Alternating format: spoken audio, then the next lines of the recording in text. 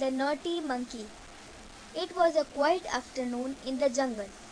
It was hot and everyone was either resting or sleeping, except the parrot and the naughty monkey.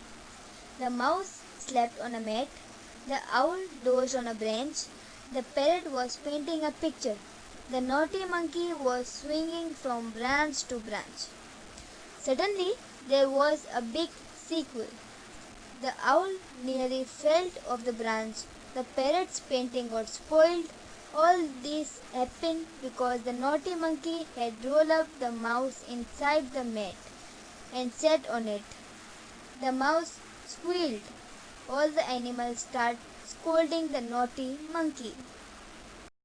The moral of the story is we should not bully others. Let's move on to the another story.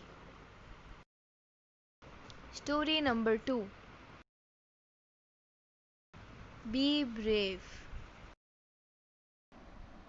Brave people can do so many things. Tariq knows he needs to be brave while going out for working.